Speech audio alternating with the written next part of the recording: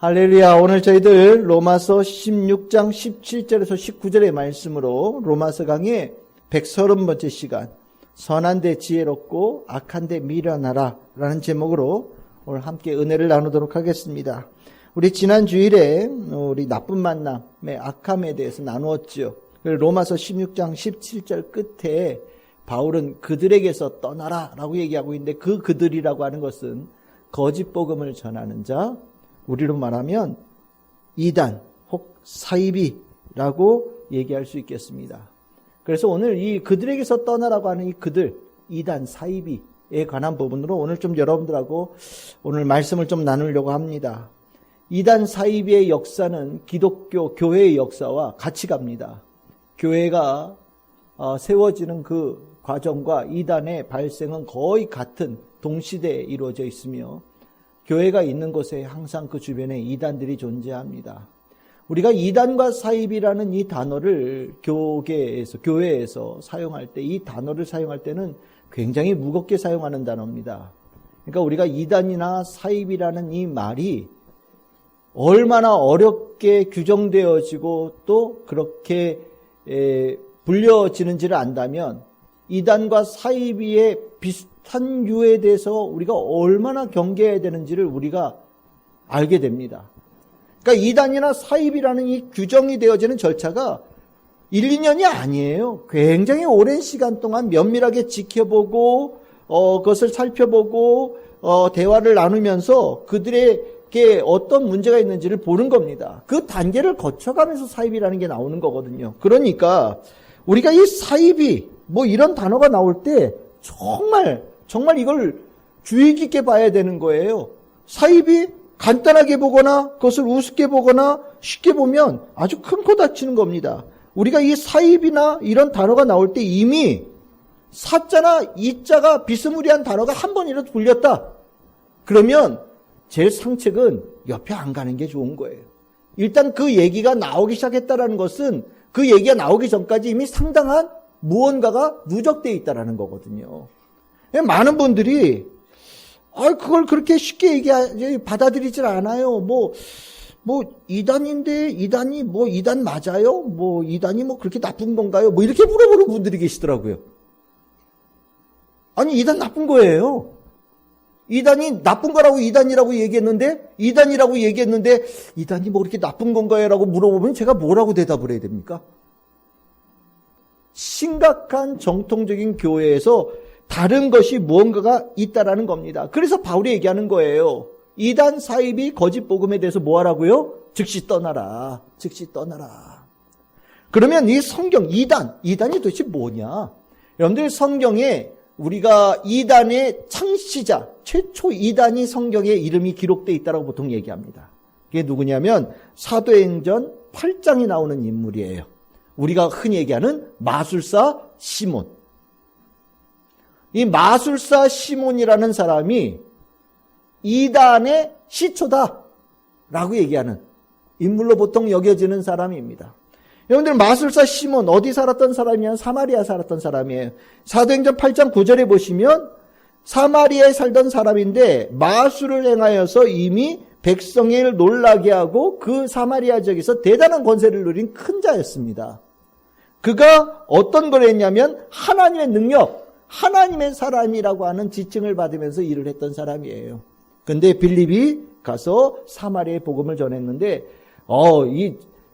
본인은 아는 거예요. 시몬이 자기가 약간의 속임수나 거짓을 섞어서 사람들의 마음을 미혹하는 역할을 했다는 걸 본인이 아는 거예요. 근데 빌립을 보니까 이건 진짜거든요. 그러니까 어떻게 했냐면 빌립을 쫓아다닙니다. 세례도 받고 빌립을 쫓아다니면서 예수를 믿는 사람으로 살기 시작한 거예요. 변화된 거예요. 그런데 정말 변했냐? 이 속마음이 정말 변했냐? 아니에요. 베드로가 사마리아 성에 복음이 전해져서 정말 놀라운 일이 벌어졌다는 얘기를 듣고 베드로가 가서 성령의 능력을 나타내죠. 그랬더니 이 마술사 시몬이 베드로에게 뭐라고 얘기합니까? 그 기술 좀 나한테 돈 주고 좀 가르쳐 주세요. 내가 돈 많이 드릴 테니까 저한테 좀 기술을 좀 파십시오. 라고 얘기합니다. 그때 베드로가 한 말이에요. 20절에 내가 하나님의 선물을 돈 주고 살 줄로 생각하였느니 내 은과 내가 함께 망할 것이다. 그리고 23절에 내가 보니 너는 악독이 가득하고 불의에 매인 바 되었다라고 아주 신랄하게 비판합니다. 여기에서 나오는 이것, 실은 하나님의 은혜, 하나님의 능력을 돈을 주고 사겠다라는 게 뭡니까? 돈 주고 샀으면요, 이걸 가지고 돈벌이를 하겠다는 얘기를 하는 거고요. 또 나중에 이 기술을 누군가에게 전해줄 때 돈 받고 팔겠다는 의지를 하는 거예요. 그러니까 예수 그리스도의 복음을 자기를 위해서 사용하겠다라고 얘기하는 거죠. 실은 이 마술사 시몬은요, 겉으로 보기엔 그리스도인이 된 사람이에요. 세례도 받았으니까요. 근데 이 마술사 시몬에게 과연 예수가 주님이시냐? 예수님이 주님이시고 내가 예수의 종이 되어져서 예수를 따르는 자로 사느냐? 아니죠. 이 마술사 시몬에게 예수는 나의 돈벌이를 위해서 사용하는 존재고요. 나를 유익하게 되어지는데 도움을 줄 수 있는 존재예요. 마술사 시몬에게 예수는 내가 부리는 고용인, 아주 좀 심하게 얘기하면 예수가 그의 종과 같은 존재로 예수를 보는 거예요. 이게 바로 이단입니다. 예수님이 나의 주님이 되어지는 자와 똑같은 사람의 똑같은 모습을 보일지라도 예수를 나의 종처럼 부리는 자, 나의 고용인으로 보는 자, 내가 예수의 영광을 위해서 사는 자와 나의 영광을 위해서 예수를 이용하는 자, 이 차이가 어마어마한 차이를 가지고 오는 거예요. 이 마술사 시몬이 이 이단의 창시자가 되어졌다라는 것을 로마서 16장 18절에서는 이런 사람에 대해서 우리가 봤듯이 뭐라고 규정합니까? 자기 배만 섬긴다라고 얘기합니다. 우리 주 그리스도를 섬기지 아니하고 자기 배를 섬긴다라는 거예요. 내 배를 섬기기 위해서 예수 그리스도를 이용한다라는 거죠. 이러한 사람들에 대해서 사도 바울은 굉장히 비판적으로 아주 신랄하게 비판합니다. 빌립보서 3장 19절에도 그들의 마침은 멸망이고 그들의 신은 배요 그 영광은 그들의 부끄러움에 있고 땅의 일을 생각하는 자다라고 얘기하는데, 이게 한마디로 얘기하면 자기 배를 채우기 위해서 예수 믿는 척하는 사람들을 다 멸망받을 것이다 라고 아주 신랄하게 비판하는 거거든요. 왜냐하면 이게 이단이에요. 이게 바로 이단의 근원적인 모습입니다. 이단 사이비의 아주 전형적인 모습이 뭐냐? 타락한 거고요. 변질되어진 거고요. 부패되어진 겁니다. 예수를 믿으면 예수의 영광을 위해서 살아야죠. 내가 예수를 믿겠다고 한다면 예수의 이름과 어울리는 삶을 살아야 되는 게 마땅하잖아요. 그런데 다른 거예요. 목적이 다르고 내가 예수를 믿는 이유가 다르고 이 결과에 대한 꿈이 예수님과 상관없는 것을 꿈꾸면서 신앙생활을 하는 거예요. 우리가 정통, 이단 이렇게 나눌 때 여러분들 정통의 이미지가 뭡니까? 정통이라는 게 뭡니까? 정통이 뭔지를 알면 이단이 뭔지 느낌이 와요. 여러분들은 정통이라는 거에 대해서 어떤 이미지를 가지고 계셔요? 정통의 이미지 제가 분명히 말씀드리겠습니다. 정통의 이미지가 뭐냐? 순수함, 순결함, 순전함입니다. 정통이 뭐라고요? 순수, 순결, 순전이에요. 이게 정통이에요. 그럼 이단이 뭡니까? 이단은 썩기고 더럽혀지고 뭔가 다른 것이 덕지덕지 붙은 것들. 이게 이단이에요. 제가 늘 말씀드렸듯이 복음은 순수합니다. 그래서 우리의 신앙은 복음에 근거한 우리의 신앙에 추구하는 바는 어디가 되겠습니까? 순수함으로 나아가는 거예요. 굉장히 중요한 겁니다. 여러분들이 우리가 함께 읽었던 로마서 16장 19절에 오늘 설교 제목이죠. 선한데 지혜롭고 악한데 미련하기를 원한다 라고 얘기할 때 우리가 잘 이해 못하는 게 이 악한데 미련하다라는 이 문구예요. 이 미련하다라는 게 뭐냐? 이 미련하다라는 건요, 잘 들으세요. 혼합되지 않은 거예요. 섞이지 않은 거예요. 불순물에 의해서 더럽혀지지 않은 거예요. 우리가 쓰고 있는 단어와 좀 의미가 달라서 제가 주의해서 들으라는 말씀을 드리는 거예요. 그러니까 미련하라라는 권면은 뭐냐면, 악한데 미련하라는 권면은 악한데 물들거나 영향받지 않고 손상되지 않은 모습을 잘 간직하라는 권면이에요. 그러니까 이 악한데 미련하라는 이 권면은 다르게 표현하면 정통의 순결함, 올바르고 선한 것에 대한 순수함을 지켜내야 한다라는 권면입니다. 실은 이 순결함, 순수함, 예수님께서 하신 말씀에도 있습니다. 마태복음 10장 16절입니다. 보라, 내가 너희를 보냄이 양을 이리 가운데 보낸과 같도다. 그러므로 너희는 뱀같이 지혜롭고 비둘기같이 순결하라. 이 말씀이 중간에 그러므로라는 단어가 들어오다 보니까 이게 약간 애매하게 되는데, 내가 너희들 이리 가운데 보낸다. 너희들을 괴롭히는 수많은 것들이 있는 곳 한가운데로 보낸다라는 거예요. 그런데 그 가운데 갈지라도 뭘 해야 된다고요? 순결해야 된다.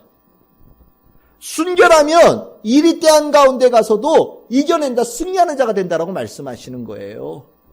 우리가 이리 때 한가운데 가서 우리가 자칫 잘못하면 생각하면 어떻게 하냐면, 뭔가 이리의 공격을 막기 위해서 뭔가를 열심히 막 준비하고 갖다 붙이고 뭔가 기술을 익히고 뭔가 힘을 길러야 될 것처럼 생각하는데 아니라는 거예요. 예수의 말씀은 뭐라고 말씀하십니까? 너희들이 세상 한가운데서 승리할 수 있는 길은 뭐를 해야 된다고요? 순결함이 있어야 된다. 순결함이 성도의 힘이다 라고 말씀하시는 거예요. 이것을 바울이 있는 그대로 받아들여서 가르칩니다. 빌립보서 2장 15절 우리 같이 한번 읽어볼까요? 시작. 이는 너희가 흠이 없고 순전하여 어그러지고 거스르는 세대 가운데서 하나님의 흠 없는 자녀로 세상에서 그들 가운데 빛들로 나타내며. 아멘. 같은 말씀이죠. 마태복음 10장 16절의 예수의 말씀과 실은 빌립보서 2장 15절에 나오는 사도 바울의 가르침은 같은 내용이에요. 순결해야 된다라는 겁니다. 순결함이 성도의 힘이라는 거예요. 오늘 말로 표현하면 순결함이 정통이라는 겁니다. 우리가 참 착각하는 게 있어요. 인간적으로 멋있어 보이고 잘하고 이런 것들을 훌륭한 것으로 여깁니다. 뭔가 인간적인 매력들이 넘치고 물질적인 풍요로움이 있는 자리가 뭔가 잘하고 있는 그런 자리, 뭔가 주님께서 축복하시는 자리에 확실한 표징처럼 여기거든요. 열심을 다하죠. 맞아요. 열심을 다합니다. 근데 이 열심이 뭔가 좀 아쉬운 게 있는 거예요. 이 열심에 대해서 뭔가 부족하고 뭔가 허전함이 느껴져요. 왜냐하면 예수님하고 잘 안 어울린다는 문제가 있는 거죠. 예수님과 목사님을 대놓고 비교하면 목사님하고 예수님하고 좀 다른 것 같아. 예를 들어서요. 예수님께서 이 땅에 있으시며 거하셨던 그 모습과 교회 현재의 모습이 달라 보인다라는 느낌이 든다라는 거예요. 예수님께서 가르쳤던 성도의 모습과 지금 현재 신앙생활하는 성도들의 모습이 달라 보인다라는 거죠. 무엇을 얘기합니까? 순수함의 정통에서 뭔가 멀어지고 있다라는 모습으로 우리가 봐야 되는 거예요. 세상에 번쩍거리는 것이 멋있어 보이는 것이 아니라 예수님의 그 순수함, 순결함을 닮아가는 것이 존귀해 보이는 성도들의 눈과 마음을 가져야 된다는 거예요. 왜냐하면 그것이 정통이니까. 번쩍거리고 뭔가 잔뜩 붙은 게 멋있는 것이 아니라 실은 그것이 더럽고 뭔가 덕지덕지 필요 없는 것들이 붙은 이단성의 모습이고 사이비성의 모습이라는 것을 우리가 알아야 되는 거예요. 그래서 이 복음과 가까워지고 십자가와 좀 더 가까워지면 순결하고 순수해져요. 예수님을 향해 나가는 신앙의 성도들이 복음으로 순수함을 알아가게 하면 실은 필요 없는 것들을 제거하기 시작합니다. 예수님과 어울리지 않는 모습들, 예수님의 영광이 합당되지 않은 모습들을 과감하게 제거하고 내 안에 오직 예수님 성령님의 그 역사하심이 있는 그대로 나타나는 성도의 모습이 되어지기를 소망하며 나아가요. 그게 올바른 거라는 거예요. 이게 정통이라는 겁니다. 이것을 사도 바울이 우리에게 가르치고 있는 거예요. 그들에게서 떠나라 라고 얘기하고 악한 데에 밀어라는 이 두 개의 명제가 우리 성도들의 심령에 반드시 들어가야 돼요. 우리가 번쩍거리는 거 좋아하고 우리가 막 대단히 세상에서 막 추앙받는 돈 많은 거 추앙하면서 그들을 떠난다? 불가능한 얘기예요. 그런 거 좋아하면서 예수님의 순수함에 복음의 순수함을 따라간다? 어려운 일이라는 거죠. 내가 여러분들 다 가난하게 살라는 거 아니에요. 다만 복음과 관계되어진 부분에 있어서는 순수함을 내가 올바르고 정통적이라는 것을 분명히 인식을 가지고 그것을 귀하게 볼 수 있고 그것을 선택하고 그것을 따라갈 수 있는 믿음의 용기를 가져야 된다라는 겁니다. 바울 시대의 교회가 이제 막 세워지는 때잖아요. 근데 이 시대, 그 이후에 초대교회 시대에 참 많은 이단들이 있었습니다. 그리고 그 많은 이단들 중에 정말 눈에 띄고 중요하게 교회사에 남은 이단들이 있어요. 오늘 저는 여러분들하고 좀 남은 시간에 그 이단들을 좀 알아보려고 그래요. 여러분들 이단도 역사가 있거든요. 이단도요, 지금 이 나타난 이단들이 이 요소 저 요소가 이렇게 섞여 있는 거예요. 근데 처음에 생겼던 이단들의 그 굵직한 계보를 보면요, 여러분들이 어떤 단체가 이단이냐 이단인지 사이비냐 잘 몰라도 오늘 이 네 가지의 이단의 초대교회의 이단을 말씀드릴 건데, 이들이 얘기하는 바를 이단이라는 것을 알게 되어지고 나면 어떤 교회를 볼 때 저게 이단성이 절에서 있는 거구나 라는 것을 이해하실 수 있을 거란 생각이 들어요. 자세하게 말씀을 드릴 수 있는 시간은 안 되지만 간단하게 다룰 테니까 여러분들 교회사에 약간 이름이 좀 용어가 좀 나오지만 용어는 건너뛰고 내용이라도 이해하시면 좋겠어요. 네 가지가 있는데 첫 번째 우리 이단을 봅시다. 첫 번째 이단은 뭐냐? 에비온파라고 그래요. 에비온파. 에비온파라고 하는 말은 잊어버리셔도 괜찮아요. 중요하지 않아요. 그러면 이 에비온파가 뭐 했는지를 중요하게 보면 되겠죠. 에비온파는 어떤 좀 사람들이냐면 구약 성경이 중요하다고 생각했던 사람들이에요. 교회는 다니는데. 그리고 구약 성경의 중심은 뭐예요? 모세 율법이죠. 그러니까 모세 율법을 지키는 것에 대해서 대단히 중요하게 생각했던 사람들이에요. 어느 정도 중요하게 여겼느냐? 하나님께 구원받은 자, 하나님의 백성이 되어지는 길은 예나 지금이나 똑같다. 딱 하나, 모세의 율법을 지키는 것이 길이다 라고 가르치는 파가 에비온파였어요. 그 에비온파의 이 모습이 실은 굉장히 율법적이고 그러다 보니까 율법에 철저하게 따르고 규정을 따르는 모습들이 있었지요. 이들에게 성경은 여전히 교회를 다니지만 구약 성경이 성경이고요. 거기에 단 하나 더해져서 뭐를 봤냐? 마태복음서를 봤어요. 그것도 히브리어로 쓰여져 있는 마태복음을 봤어요. 그러니까 구약 성경에 마태복음 하나를 더 보는 거예요. 마태복음 왜 보느냐? 거기 예수님 나오니까. 근데 이 예수는 우리는 뭐라고 얘기합니까? 우리는 어떻게 구원 얻어요? 예수를 믿어서 구원받잖아요. 예수로 말미암아 구원받는데 에비온파에게는 모세의 율법을 지키면서 하나의 백성이 되는 거니까 예수를 믿어서 구원받는 게 아닌 거예요. 그럼 이들에게 예수는 어떤 존재일까요? 신이 아니에요. 그냥 어떤 한 사람. 그리고 그냥 하나의 선지자. 하나님께서 보내신 예언자 정도로 예수를 보는 거예요. 에비온파는 어떠냐? 구약 성경만 보는 거예요. 그리고 율법 지키는 거로 보는 거예요. 우리 주변에도 있잖아요. 우리는 뭐 유월절을 지켜요. 너희들은 유월절 안 지키지? 우린 유월절 지켜. 얼마나 우리가 율법적으로 잘 사는데. 그런데 여러분들 가서 물어보세요. 그러면 예수님은요? 예수님 얘기할 수가 없죠. 예수님 안 해요. 얘기 안 해요. 예수는 그냥 넘어가고, 그리고 난 다음에 이제 자기들 열심히 하고 그걸 가르치는 어떤 사람 얘기 섞어서 얘기한단 말이죠. 구약 얘기 막 열심히 하고 구원 강조하는데 신약에 대해서 잊어버리고 있는 사람들이 이단이에요. 그런 사람들에게 예수는 구원자도 아니고 메시아도 아니고 하나님의 아들도 아닙니다. 그래서 이 유형에 나오는 성경 구절이 있습니다. 고린도후서 3장 1절에서 3절입니다. 고린도후서 3장 1절 3절에 보시면 여러분들 이 1절에 바울이 얘기합니다. 어떤 사람처럼이라고 얘기하죠.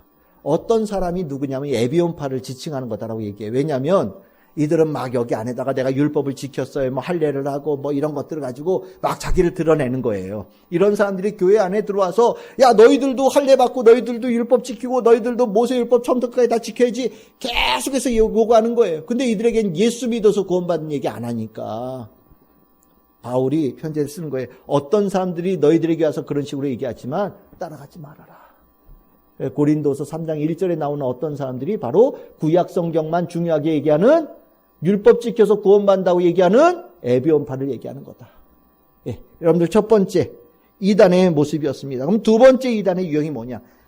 아주 유명한 이단이에요. 이거는 지금도 아주 심각한 문제를 일으키는 이단입니다. 영지주의라고 합니다. 영지주의. 노스틱이라고 하는데, 이 영지주의는 이단 중에 이단이에요. 제가 왜 이단 중에 이단이라고 얘기했냐면 제일 고도화된 이단이에요. 그리고 정통과 이단의 차이 헷갈리게 만드는 이단 중에 하나예요. 이 영지주의라는 게 뭐냐면 영에 대해서 강조를 하는 거예요. 영에 대해서 강조를 하고 영을 강조하다 보니까 반대 개념을 뭘로 두냐면 육을 둬요.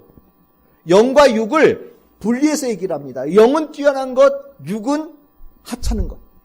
그래서 육에 관계된 모든 것들에 대해서는 다 부정을 합니다. 이건 다 쓸모없는 거예요. 육으로 경험하는 것들은 다 쓸모없는 거예요. 영으로 깨닫는 것, 영에 관계된 것만 우월한 거예요. 그럼 구원받는다라는 게 뭐냐? 이 영지주의에서도 구원의 그 순간이 있다라는 거예요. 그 순간이 뭐냐면 영적인 깨달음이 있을 때.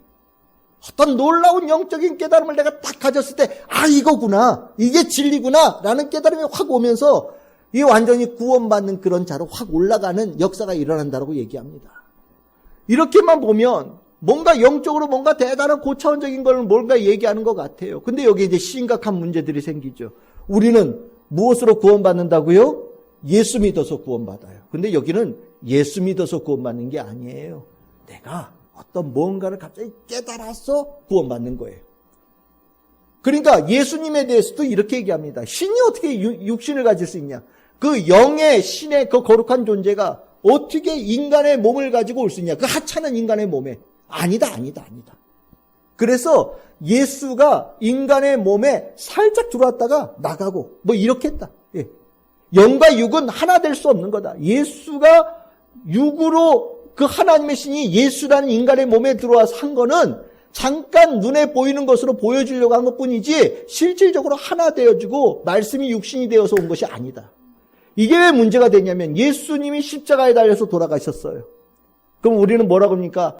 우리의 죄를 위해서 하나님의 아들이 십자가에서 모든 대속의 죄를 짊어지고 돌아가셨다. 근데 영지주의자들에게는 영과 육이 분리되어 있으니까 십자가에 달려서 죽은 것은 육체에 가졌던 예수일 뿐이다. 그러니 예수님의 죽음이 하나님의 아들의 죽음이 아니니 그 다음에 뭐가 문제가 되겠어요? 부활에 대한 얘기를 할 수가 없는 거예요. 부활에 대한 얘기를 할 수가 없는 거예요. 아니 육에 대해서 죽은 건데 뭘 다시 뭐 영으로 살아나. 원래 영은 죽지 않았어.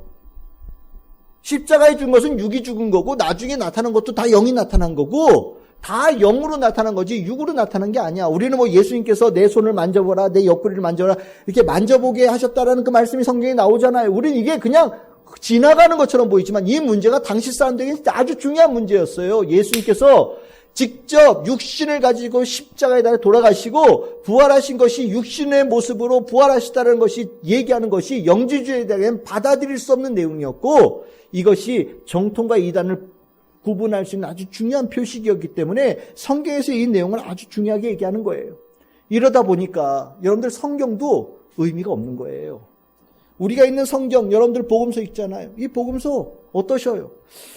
읽어도 이게 무슨 예수님께서 무슨 말씀하신 건지 잘 이해가 되지 않지요. 맞아요. 우리가 가지고 있는 성경은 이건 육의 복음서라는 거예요. 이거를 한 단계 더 업그레이드 되어져서 우리가 제대로 깨닫지 못하는 더 깊은 세계를 알려주는 그런 책들을 따로 읽어요. 그래서 우리가 보통 이거를 위경 내지 아니면은 우리는 성경 근처도 못 오는 책들이 많이 있거든요. 그런 책들을 이 영지주의자들은 읽었어요. 그 중에 뭐 도마복음서라는 책도 있고 여러분 들어보셨습니까? 도마복음서 다 영지주의자들이 읽었던 책이에요. 그리고 요한의 비밀의 가르침, 이 비밀 좋아하거든요. 비밀, 신비 좋아한단 말이죠.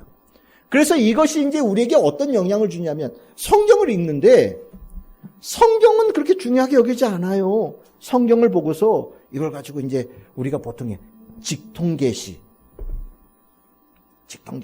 성경은 별로 중요하게 보지 않아요. 하나님께서 나에게 오늘 말씀해 주십니다. 내가 오늘 보면서 뭔가를 깨달았어요. 이 성경 말씀하고 별로 연관이 없는 것 같은데 갑자기 이 말씀을 주실 때 나한테 뭔가 깊은 뭔가 감동을 주셨어요. 영지주의적인 스타일이에요. 레마라고 들어보셨습니까? 신적인 음성, 목소리라는 거거든요. 오늘 이 시간 주님께서 저에게 말씀하여 주십니다. 레마. 다 영지주의적인 스타일이에요. 그런데 여러분들 지금 느껴보셨겠지만 교회 내에 이런 모습들이 많이 있죠. 많이 있죠. 이런 모습들이 정통의 교회 안에서 흔하게 일어나고 있단 말이죠. 영지주의적인 것이 이단이라고 규정되어진 것은 굉장히 오래된 얘기임에도 불구하고 교회에서는 이것을 놓지를 못해요. 이것이 신령한 것처럼 보이고 이것이 신비로운 것처럼 여겨서 많은 사역자들이 이 영지주의적인 요소에 목을 매달리고 있고 성도들은 그것을 통해서 대단한 영적인 뭔가 신비로움, 남들이 깨닫지 못하는 대단한 것을 알고 있는 것처럼 생각하는 경우들이 지금도 일어나고 있어요. 그런데 분명히 말씀드립니다. 이거 굉장히 유명한 이단이에요. 역사적으로 아주 길고 뿌리 깊은 이단의 모습이에요. 교회 성경을 해석할 때 이 성경의 해석에 중요한 두 가지 방법이 있습니다. 여러분들 알레고리적인 해석, 영해라고 들어보셨죠? 영해. 영지주의적인 해석의 방법이에요. 그래서 이 영해를 종교개혁을 한 다음에 종교개혁가들은 다 치워버렸어요. 그놈의 영의 영적 해석 때문에 교회가 타락하고 이단하고 비스무리해져가지고 정통의 순수함이 사라졌다. 종교개혁가들은 성경을 영해로 해석하지 않고 문자적으로 해석합니다. 영지주의에 대해서 성경은 굉장히 많이 경계를 했어요. 많은 사도들이 이 문제에 대해서 쓰고 있습니다. 대표적으로 요한일서 4장 2절에서 3절. 이 문구가 이제 여러분들 보이실 거예요. 이로써 너희가 하나님의 영을 알지니 예수 그리스도께서 육체로 오신 것을 시인하는 영마다 하나님께 속한 것이다. 왜? 영지주의자들은 예수께서 육으로 오신 것을 인정하지 않는 자들이니까. 그래서 예수를 그렇게 육신을 입고 오신 분이라고 인정하지 않는 자들은 적그리스도의 영이다. 사단의 영에 속한 자들이다. 아주 명확하게 얘기하고 있는 거예요. 이게 영지주의자들에 대한 성경의 규정입니다. 그러니까 여러분들 신비롭다고 다 좋은 게 아니에요. 신비로운 게 위험한 거예요. 성경은요. 글씨 몰라도 깨달아서 구원받을 수 있도록 모든 것을 다 드러내신 하나님의 계시예요. 그것보다 더 깊은 뭔가, 더 신비로운 뭔가, 남들이 알지 못하는 뭔가가 있다라고 생각하고 그것을 따라간다면 여러분들 잘못되어진 길로 갈 수 있는 고속도로 탔다라고 생각하시면 됩니다. 두 번째, 영지주의 이단 보셨습니다. 세 번째, 이단 분파는 구약을 부정하고 오히려 신약만 보는 사람들이에요. 신약만 보는 사람들이에요. 신약만. 그걸 마르시온파라고 얘기합니다. 이 마르시온파는요. 구약에 대해서 하도 강조하고 율법 지켜야 되는 것들이 하도 늘어나니까 그러면서 교회가 아주 그냥 타락되어져 가는 모습들이 점점 보이기 시작한 거예요. 그러니까 일부의 사람들이 아니야, 이 복음을 믿어서 구원받는다라는 것을 절대 놓치면 안 돼. 그러면서 반대적인 움직임으로 나타난 거예요.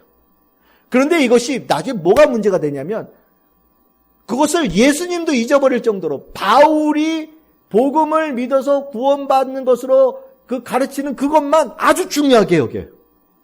그래서 성경을 추렸는데 누가복음 일부하고 바울이 쓴 10개의 편지만 우리는 성경으로 볼 거야. 그러니까 이들은 구약은 안 봐요. 구약은 실패의 책이에요. 이들이 얘기할 때는 어느 정도냐. 여러분들 들어보셨을지 몰라요. 구약은 실패고 신약은 성공이고 구약은 율법이고 구약은 공의고 신약은 은혜고 그래서 구약에서는 심판받는 게 나오고 신약에서는 은혜로 구원받는 얘기가 나온다. 사랑이 있다. 그러니까 구약에 나오는 하나님과 신약에 나오는 하나님은 다른 하나님이다. 이단이에요. 명확하게 말씀드립니다. 이단이에요. 오래된 이단이에요. 그런데 그것을 지금도 마치 정통인 것처럼 가르쳐요. 그걸 당연한 이야기처럼 들려요. 구약의 하나님이랑 신약의 하나님이 달라요? 그런 게 어디 있어요? 신구약의 하나님은 한 분 하나님이세요. 근데 그것을 부정한다? 구약은 뭐 이스라엘의 민족에 관한 얘기고 신약은 이스라엘을 실패하여서 우리에게 새로 시작되어진 그런 일이다? 에이, 다 말도 안 되는 소리예요.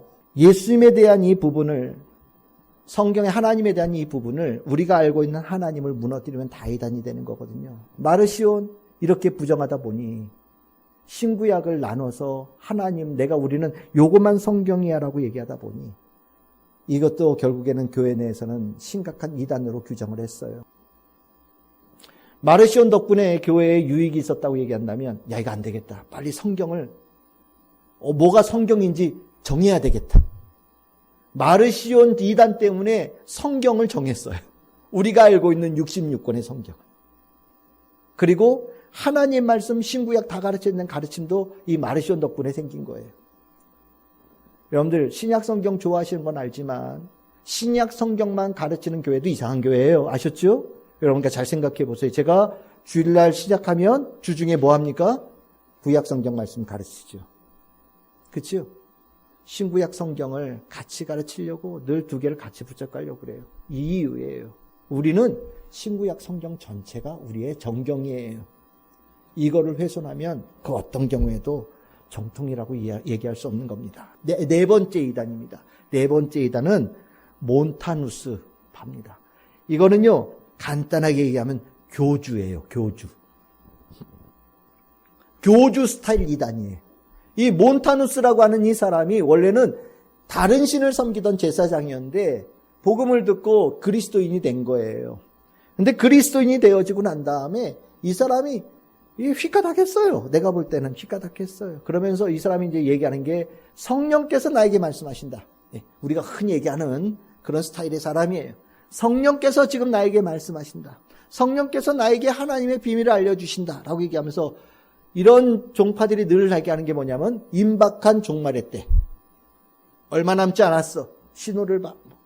징조를 봐. 그러면서 얼마 남지 않았어. 라고 떠들기 시작하고 그때 마지막에 어떤 일이 있을지 나에게 성령께서 나를 통하여 말씀하신다라고 얘기를 하면서 종말론적이 되다 보니까 윤리적으로는 아주 엄격한 금욕주의를 가르치죠. 이것도 하면 안 되고 저것도 하면 안 되고 얘기하기 시작해요. 그러면서 문제는 이제 내가 가르치는 게 이 성경에 나와 있는 모든 것보다 더 중요한 말이야. 내가 가르치는 게. 성경에 있는 이 말씀을 제대로 해석할 수 있는 거는 나밖에 못해. 라고 얘기를 시작하고 더 나아가서 구원받을 수 있는 사람은 여기 모인 사람들이야. 다른 데 없어. 뭐 요즘 그 유행하는 14만 4천. 예. 여기 있는 사람들만 구원받는 거야. 내가 얘기하는 요 비밀을 알고 듣고 깨닫고 믿는 사람만 구원받는 거야. 그러면 이제 우리가 요 다음에 뭐라고 해서 아멘? 아멘이십니까? 그럼 이제 아멘 하는 거죠. 이런 식의 이단의 대표적인 첫 번째 사람이 몬타누스예요. 어디서 본 것 같죠? 예, 어디서 본 것 같죠? 이거 지금으로부터 2000년 전 사람이에요. 근데 이런 류의 이단이 지금도 늘 와요. 성경을 지 맘대로 해석하고 내가 성경의 가르침에 대한 온전한 권한이 있는, 권세가 있는 해석자라고 자기를 주장하고, 그리고 교회 타락했어. 저 교회로서는 구원받지 못해. 이 안에 있는 사람만 구원받을 수 있어. 라고 얘기하는 사람이 몬타누스였거든요. 딱 어디 생각나시죠? 네. 이런 류의 이단들이 늘 있었어요. 이런 것들이 섞여 있습니다. 여기 앞에 있는 여기 앞에 있는 요 이단은 실은 구약에 지금 여기 이 메시아, 이 몬타누스에 더해서 몇 가지가 섞여 있는 거예요. 이런 것들이 교묘하게 섞여서 이단을 만들어요. 이게 영적인 흐름이 있는 거예요. 우리가 이 중에 한 가지라도 여러분들의 눈에 보인다면 이단성 아니면 사이비성이라고 볼 수 있는 분별력을 가져야 되는 거예요. 사람들이 이걸 몰라요. 그러다 보니까 오히려 이런 것들을 멋있게 보는 경우들이 있거든요. 지금 현재 이 시대에 이런 이단들이 섞여서 어떤 게 나오냐? 영지주의 당연히 있고 신비주의, 기복주의 있고요. 아까 시몬처럼, 마술사 시몬처럼 배부르고 자기 배를 섬기는 자, 기복주의 있고요. 신비주의 있죠. 신비주의 있습니다. 귀신주의도 있어요. 귀신의 역사만 주구장창 가르치는 거예요. 교회는 예수 가르쳐야 되는데 그거 귀신의 역사야. 그거는 귀신이 뭐 한 거야. 귀신 얘기만 주구장창 해요. 예, 귀신파 있고요. 교회 분리주의자. 야, 거기는 썩었어. 교회 전체 다 썩었어. 그런 교회들은 구원 없어. 우리만 구원 있어라고 하는 교회 분리주의. 아까 그 교주처럼. 그 다음에 신앙 혼합주의. 영지주의자들은요, 실은 영적인 깨우침을 위해서는 뭐든지 다 갖다 쓰는 거예요. 불교식 스타일의 것도 갖다 쓰고, 도교의 스타일도 갖다 쓰고, 어디서 영험하다고 하는 것들, 영적으로 도움된다고 얘기하는 것들은 다 갖다 쓰는 거예요. 방법이 뭐면 어때? 영적인 깨달음만 얻으면 되지. 이런 거거든요. 아마 여러분들도 떠올리신 데가 있을 거예요. 무슨 불교에서 하는 참선 같은 거 이런 스타일로 하면서, 아니면 여러분들 요가도 일종의 그 종교 수행 방법이거든요. 그런 걸 통해서 마음의 안정 그래가지고 했더니 정신이 맑아지고 이러면서 다 영지주의예요.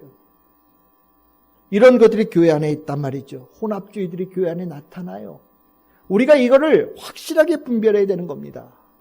악한데 미련하라라고 하는 이 가르침, 선한데 지혜로우라고 하는 이 가르침을 우리가 분명히 알아야 되는 겁니다. 저는 우리 교회 성도들이 다른 건 몰라도요, 정말 악한데 미련한 성도가 되기를 바랍니다. 악한 것으로부터 내 삶에 뭔가 조금이라도 묻혀있으면 닦아내고 덜어내고 치워낼 수 있는 용기를 갖기를 바랍니다. 그리고 세상에 많은 이단들이 존재하거든요. 그 이단적인 존재들을 분명히 분석하고 바라보면서 내 신앙 잘 갖춰가는 성도들 되기를 바랍니다. 순수함을 지킨다는 건 쉬운 게 아니에요. 정통을 지킨다는 게 쉬운 게 아닙니다. 하지만 정통이 힘이에요. 순수함이 힘이에요. 정결함이 힘이에요. 우리의 신앙의 힘은 바로 거기에 나오는 겁니다. 우리 성도들의 신앙 순수하고 순결하여서 날마다 반짝반짝 빛나는 우리 참 즐거운 게 성도들 다 되시기를 주님의 이름으로 축복합니다.